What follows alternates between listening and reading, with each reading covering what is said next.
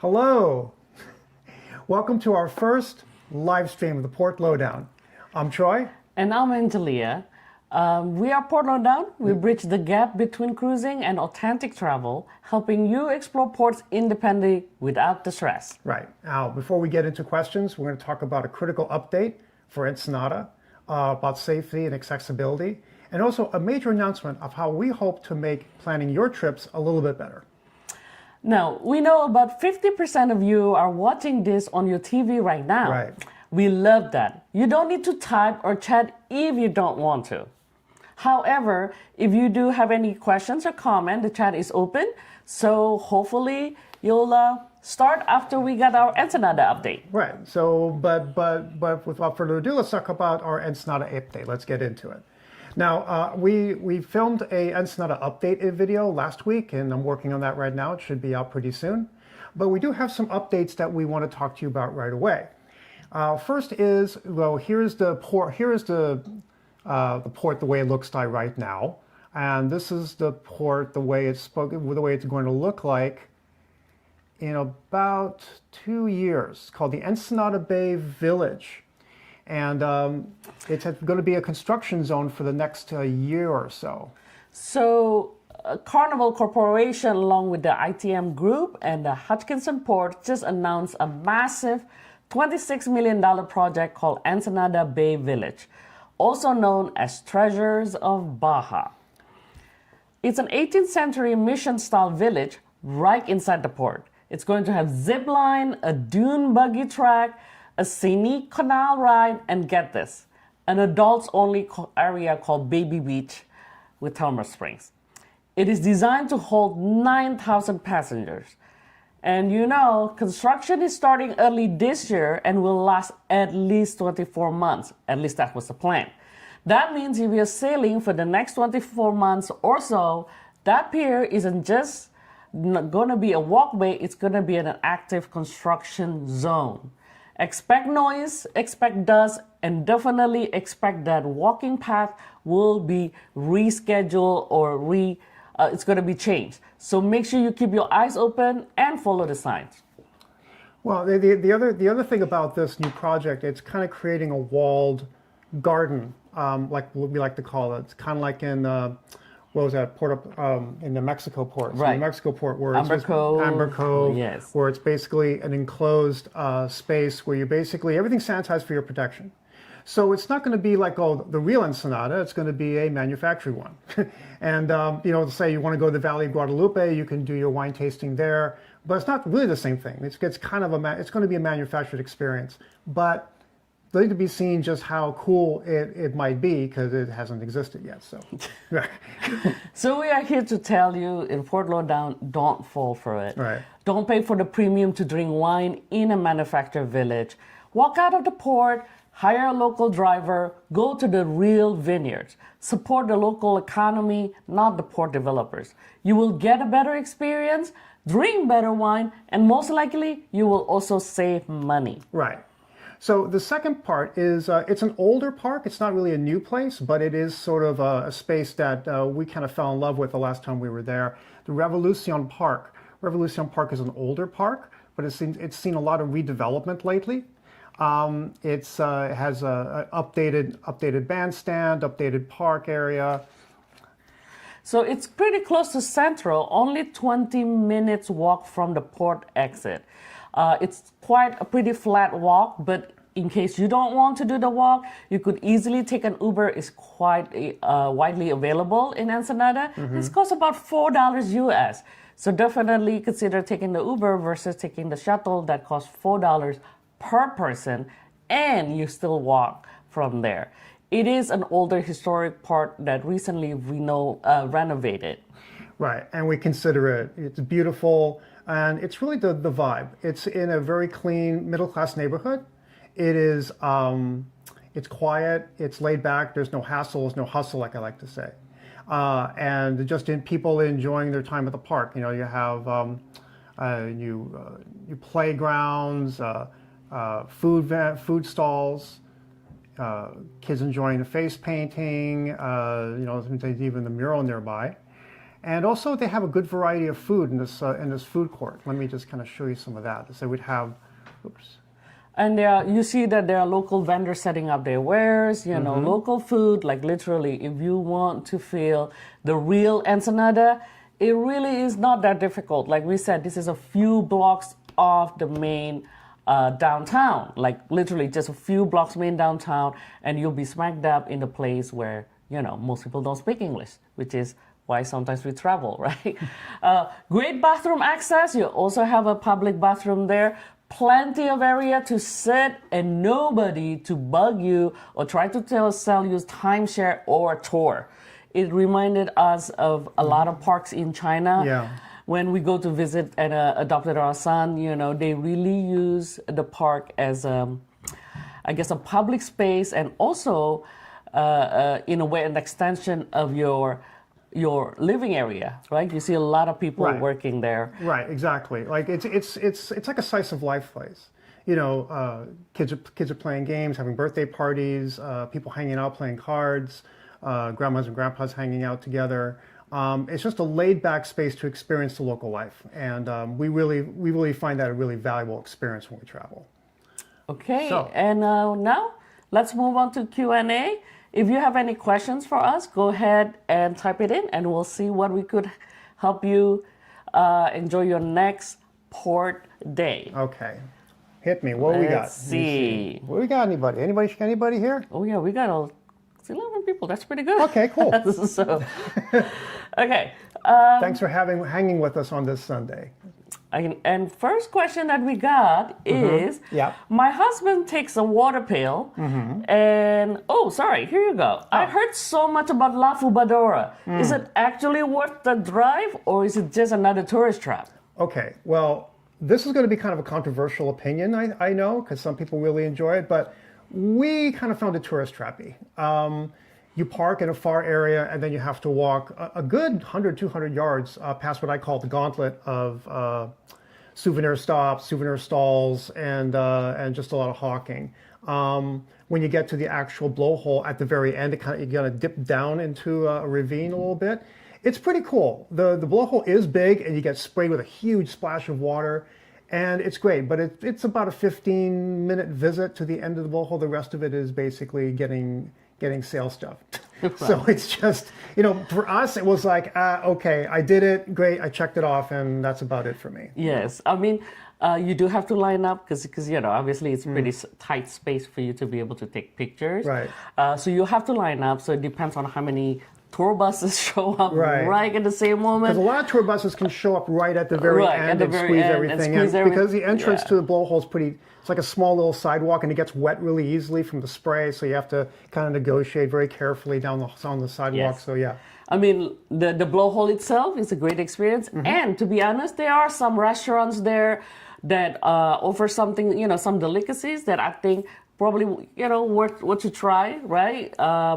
But all in general, I think the gauntlet of just people trying to sell souvenirs. The reason why I say that with a quotation mark is because, I think most of them are actually not made in Mexico. locally.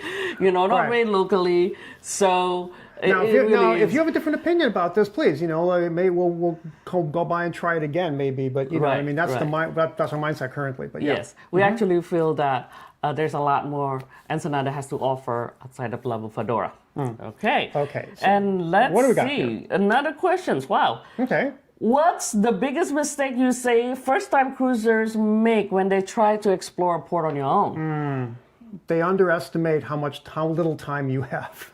Yes. The biggest bugaboo with cruising, and this is my battle always, is like you got 6 hours at port, 7 hours at port. For me, I never have enough time at a port. Some people want to just get back to the ship, but you have to be very conscious of the time. And the very first thing that I would always emphasize, and the mistake that we made doing a lot of cruising, is when we step off the ship, where are you going? Just find a place to go first. How are we going to get out? How are we going to get there? How we plan to get there? What's our plan B? If you at least plan that far ahead to get to your first point, then the rest of it's not too bad. You know what I mean? But to actually getting out, because sometimes you're in an industrial area and you have to take a cab. Sometimes you can walk right to town. Sometimes if it's Cove in Ireland, you just take the train, you go right to the city. So it varies. That's why we do the channel. So, but yeah, don't underestimate how little time you have, and also figure out how you're going to use that first hour. I think the first hour is very important to start your day off right. Yes, and as you know, we do a lot of research in this channel, right? Every time we go, and even with that, every time we come in, the whole point of visiting the port is a lot of times actually to check if our research is actually correct, because. Google Map might shows that, hey, it's only 5 minutes walk from the port, but they didn't mention, from the ship and how far is it the walk to the gate of the port, right? Guess what? The walk is 20 minutes. We didn't realize that. Exactly. I'll shoot that on video. But yes, a good example is like Bimini, which is have a very, very long pier. Like very long pier. Well, Nassau too. Yes. Super long, depending on where you park, but it's really big. Right, so it makes it really tough. Okay. Okay, and the next one, do you know if dog is allowed on a cruise ship? Sometimes I saw a service dog. I think the last Princess cruise we were on was a service dog. 3-legged dog, true story. He had a service dog vest on, you know what I'm saying? But he was limping along, and he had 3 legs, and he was fine. I think it would be on a per case basis. I honestly don't know the official policy on that, but I know I've seen it before. Yeah, the official policy is actually the service dog. Yes. Right, the service dog. So I know that on a bunch of Princess ships I walked around to do ship tours, I would notice relief stations, like on the 7th promenade deck, there would be like a little section where, the dog can go. So, yeah. Okay. But check with your cruise line, because their policy might be a little different. Well, we have a lot of questions here. Oh my goodness, we'll say who they are. So here we go. Sorry. We're getting the kinks worked out. Muliana asked about, do you have other recommendations for tacos? I am going to be assuming this is an Ensenada. Other recommendations besides Cabo, right? Because everybody knows our favorite Cabo place. Right. Well, and we're never going to go to any other place in Cabo but Tacos Gardenias. That's how much we love the tacos. Right. So if we have 2 more days in Cabo, maybe we'll try one other taco stand. But, I think our last trip, literally this week, right, last weekend to Ensenada, was really cool, at least for me, because guys, that I love my food, right? So, and Troy was just joking about how, well, he's probably not joking, but the next Ensenada video that we're going to release is actually the foodie edition, because Mexico has just recently been added to the Michelin guide, right? So the culinary experience is finally got the deserved recognition, right? So this time when we go to Ensenada, we visit actually 2 Michel Bib Gourmand there, but we definitely hit also the market as usual, and we introduce our nephew to a fabulous tacos. Yep. He has to went back and buy the second one. Right. So, and then we found this delicious clam chowder. So you just have to watch it on video. It'll be in our next video. So, and actually, I'm going to put that out next week. So that's definitely okay. And Moon Goji is asking, what one port that you guys are most excited to go, whether it's a return trip or a new destination? Let's see. That's a tough one. There's a bunch. I'd love to go back to Aomori, Japan. Love to go back to Rotterdam. They're modern, they're convenient, and they have a lot of really cool stuff. I love my street art. I love my cool museums. I love the cool culture and interesting food, and for me, those places actually definitely have that. Immediately that comes to mind is those 2 places for sure. And Shayla, thank you for your live show. Thank you, Shayla, for watching. We appreciate it. Especially this is our first time. Yeah. I enjoy your videos. We're not staring at the car like right. Like so, this, right? Is there a favorite or destination you have taken? I'm sorry, what? Is there a favorite or destination that you have taken? A favorite destination? Yes. Let's see. Sorry. Like I said, I really enjoy parts of Europe. I definitely, the thing that stands out immediately right now is when I went to Portland, UK. Not just because the sites are interesting and cool, and it's kind of this old style. Weymouth nearby Weymouth is like this. The picture you would picture of a British beachside resort town, but the people are so friendly. Yes. The people are so kind, and everyone's just so welcoming and warm. And the British in general just have this great, I I would call bedside manner when it comes to visitors. It really was something. And yeah, I think one of our favorite museum was that World War II museum. You know, it's, oh my God, it's so difficult to actually put it into words, right? Especially people who are working there, a lot of them are volunteers.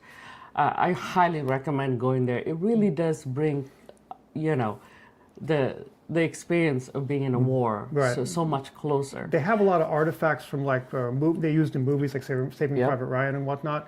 And the guys there, some of them are veterans. And my son tried on a war helmet and tried on the flak jacket and the full gear. He puts the full gear on him. It's like 20 pounds of stuff. Yeah. You know, so it's really cool. Anyway. Okay, and we have another question from Yellow Jello. Oh, hello, Jello. What happened when you don't make it back to ship in time? It never happened to us. It almost did. It almost did.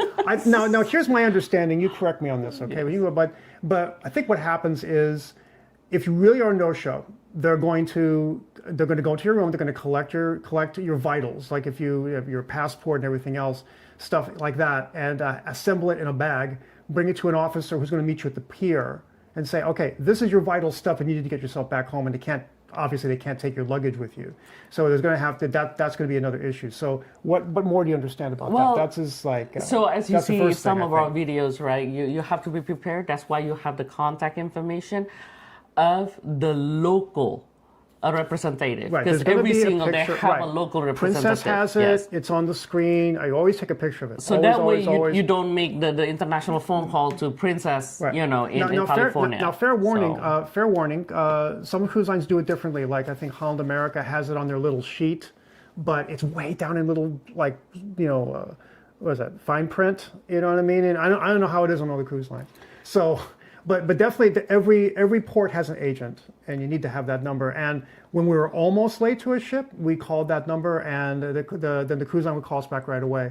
So we're always in contact. So so the next one, been traveling. Is Japan cruising during cherry blossom worth it, or should I skip the cruise? Sakura season is extremely popular in Japan for a reason, but it is tricky timing. I think that Sakura comes out for only a brief window. Yes, about a week or two. So you might see it in full flower, you may not. And it's also very popular with the Japanese. So all the great sites, like say in Osaka or Tokyo, are going to be super crowded. Kyoto's going to be super busy as well. Yes. But if it is a high season for travel there. That's the same thing for everybody. With lavender season, you know, in France. So, you know, you obviously you try, but it is kind of like Mother Nature's. Now we did the determination. Now we did travel in. We traveled in November on just a regular trip, and the fall colors there are spectacular as well. That's another high season. So Sakura season and fall season are the two biggies.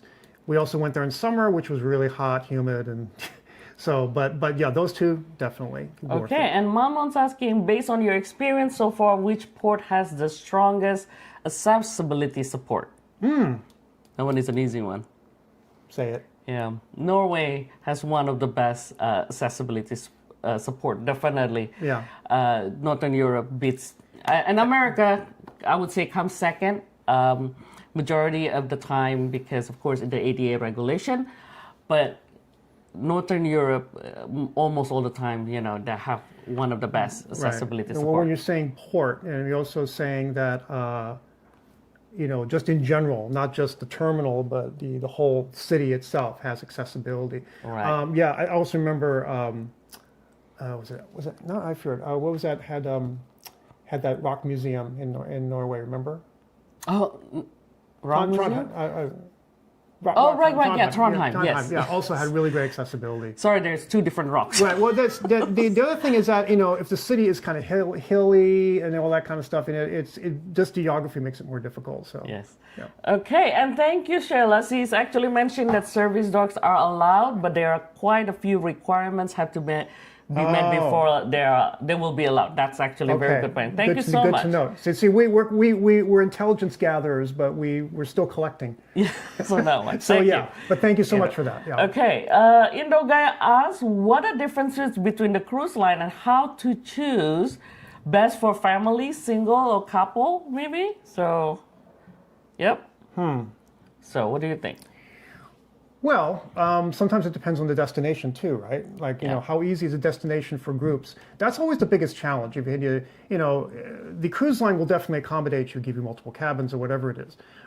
When you get outside, of course, you know, will a van take everybody? Will you have to split it? When we were in Busan, it was a little bit of a struggle, especially with luggage, to negotiate cab rides. So every city is a little different that way. I think it starts with the destination, though. How easy is that destination going to be to get around from point A to point B? And then of course, yeah, if you're adult, you know, how comfortable they're walking, and you know, and the families. Royal Caribbean, for example, are great for families, but we don't particularly enjoy their I think pricing structures. You know, because you do have to pay to play, so to speak, right?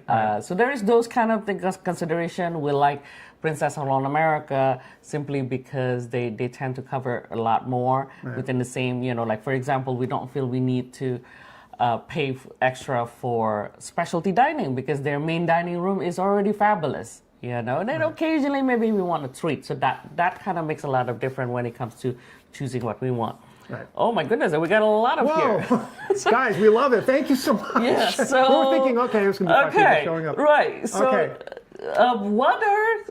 what's something people always forget to pack? Oh, that's a good one. Oh boy. Let me see. It's kind of funny because we try to, every time we go on especially a really big trip where we're out for 3 months at a time. You know, do we bring everything? We bring everything. So it's the tendency is either to overpack and bring stuff you didn't need, or underpack, and you know, it always winds up being the same thing. We always get the essentials right. We always manage to pack something we don't need, and we always manage to miss something that we do need. So the biggest, most helpful thing that we always like to keep is you know, magnets, laundry baskets for our laundry. I carry a camera bag, something I can sling over my shoulder. It's really easy, and types of clothing. I like to wear zippered pants for security and that sort of thing.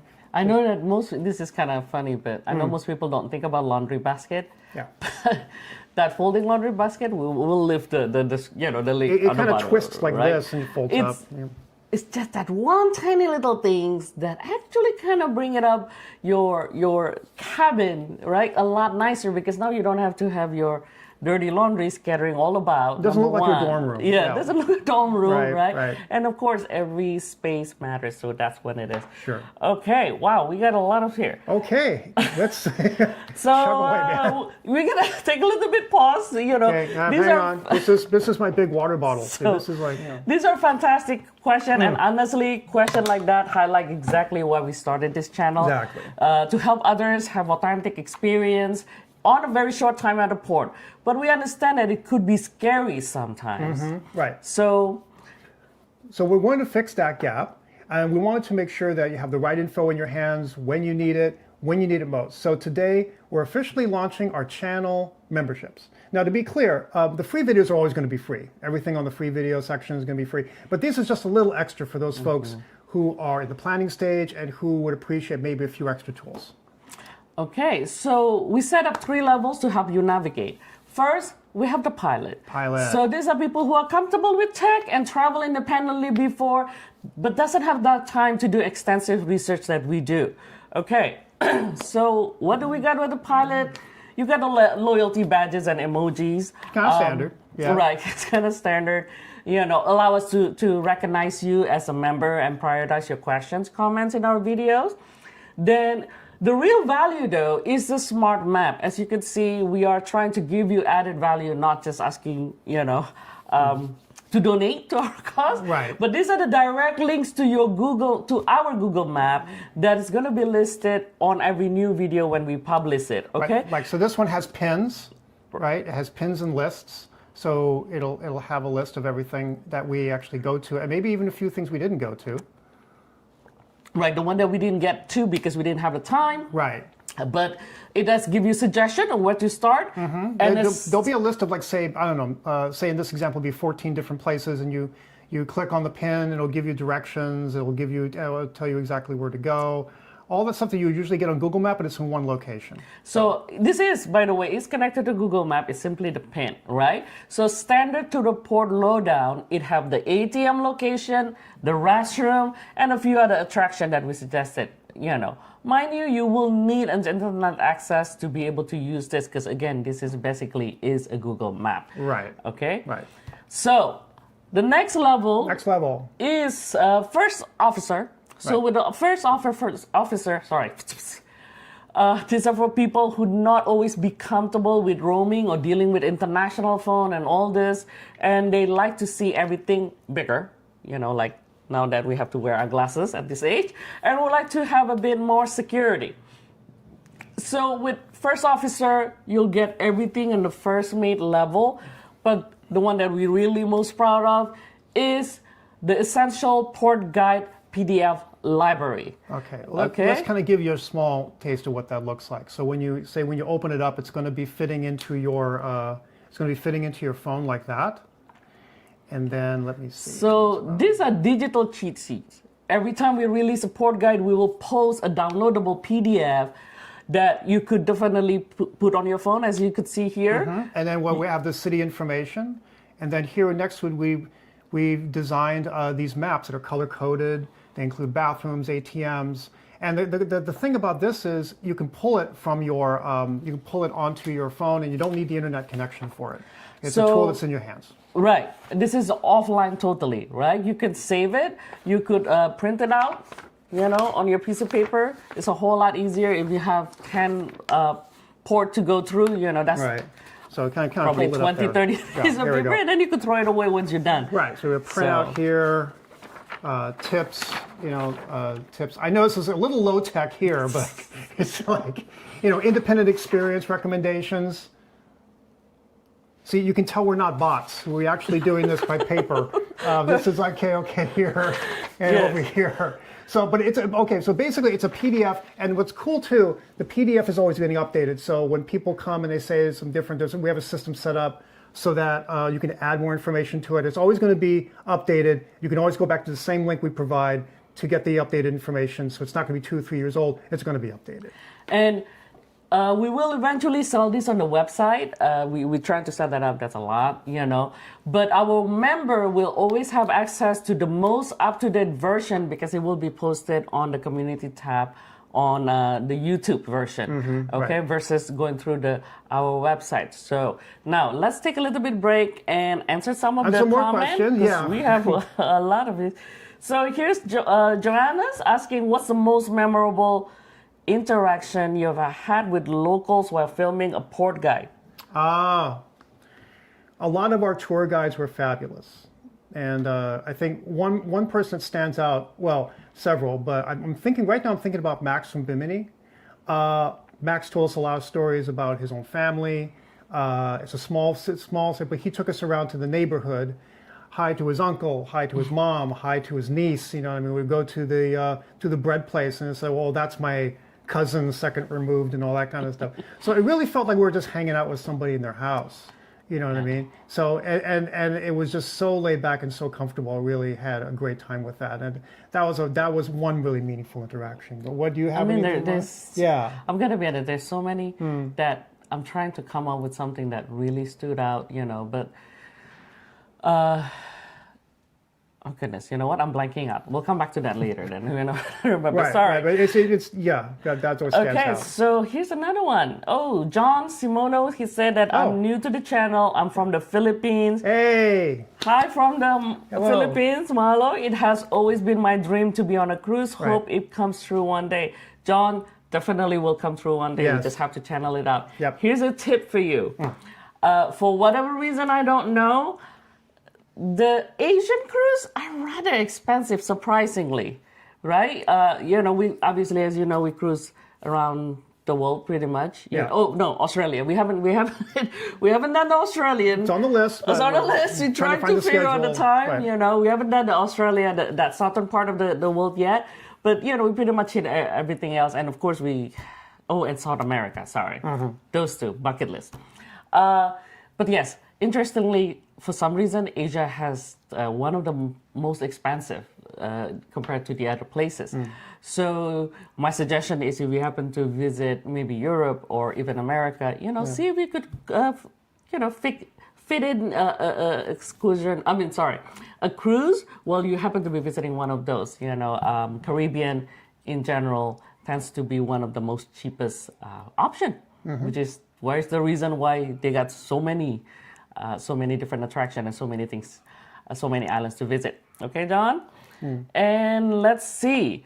Next one is Nate, the Gurgling Suitcase. Ooh, Nate. Oh, cool. Okay. I love that name too. Man. He's asking about tacos in Ensenada. Okay, the Tacos Lucero near the Mercado Negro, right? The black market, and Sabina's are both walking distance from port and worth the walk. Absolutely. We went to Sabina's on the first trip. We did visit Sabina, though we ended up in the restaurant instead of the... Well, no, that's La Guernese. So Yeah. the Guernese is the one in the street corner. That's the one on the Anthony Bourdain video where they have the whole crew basically eating this big tostada. And everyone's just, the whole shtick is basically, just a cart. There's nowhere to sit. You basically stand and eat.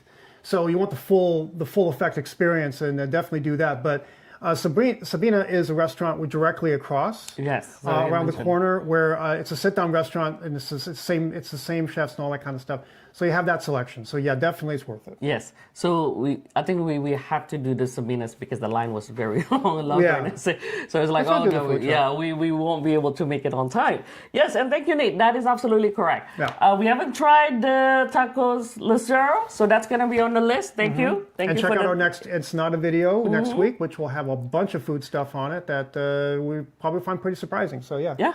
Okay, so the next and top membership is the Commander.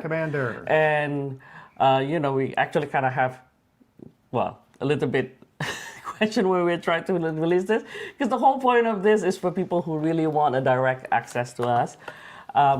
So the target these are super fans who really feel somehow they want to connect to us, or so everything on the previews, plus you'll have access to our private email, and that will allow you to directly email us with any question at any moment, and we'll try to answer it within 48 hours, assuming we're not traveling, because that would be tough, right? So it will be like every 6 months we send us your independent shore excursion plan.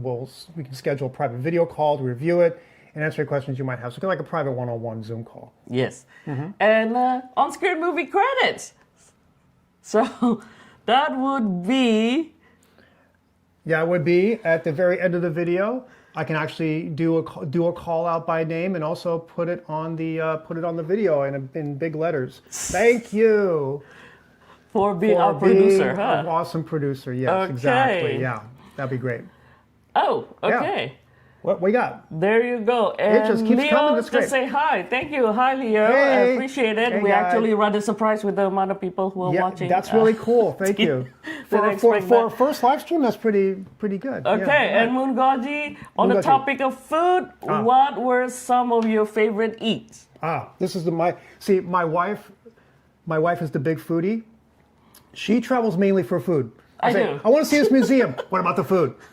What about the food? Okay, well, great. So we put the food in the videos. So I will let my wife answer that question. So the way... I like food too. I think the way my husband always asks when we travel, even before we started the channel, is that, so honey, what do you want to see in the city? And usually what I'm always say is that, well, what's the food? I want to taste the food. I feel that the food is really a capsule of the culture, because the traditional food, or whatever is the local food, is really a big influence. It's a showing as an influence of the limitation, or even whatever is the research that they have to come up with this fabulous, great food.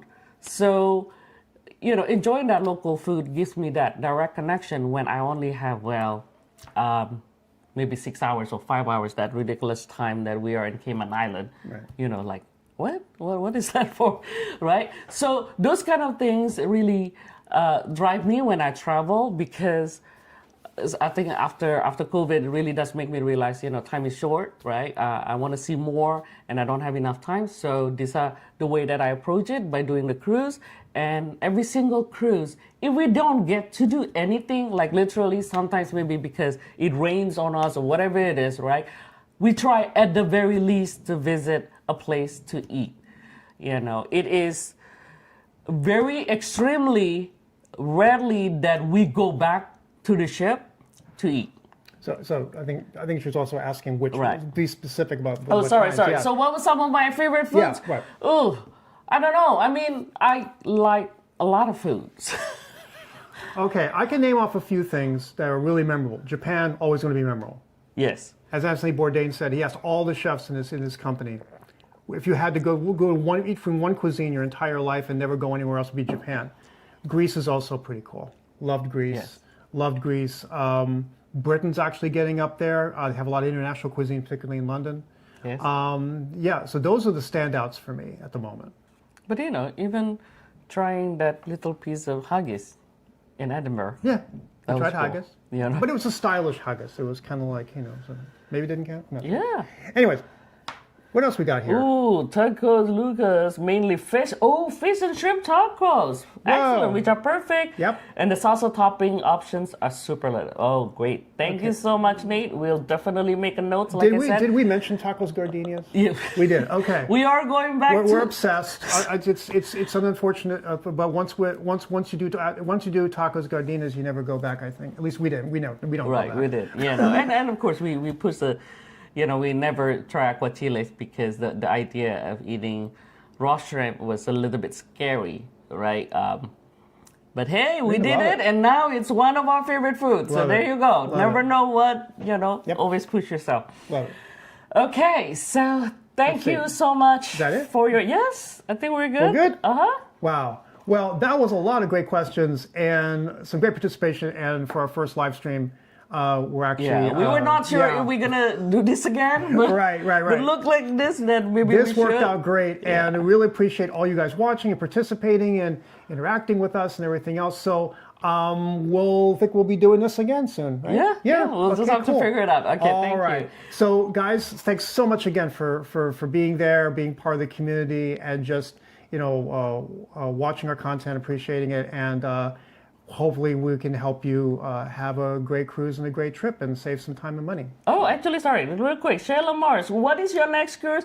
Our next cruise is actually, we're going to try the Virgin Voyages. Virgin right? Voyages, This is yeah. going to be our first time. Yeah. Next month. Out of Fort Lauderdale. Yeah. Wait, no, Miami. Oh, sorry. That's yeah, right. that's exactly. That's out of glorious Miami. name, So we're wow. gonna do Virgin Voyages out of Miami because we want to try. The buzz is that they are very different. They're on cruise or something they like are that. very different, yeah. Right. So we're going to try Virgin Voyages and do a ship tour and let you know how is their private club in Bimini, I believe. Bimini, That's what yeah. it is. Yes. Yeah, it's a private club near the resort area. So yeah. Yep. That'll be Okay. another video. Anyways, Cool. Thank you so much. All right, guys. Thanks so much for being there, and have a great rest of your week. And we will see you guys soon. Thank you so much. Bye-bye for Bye-bye. now.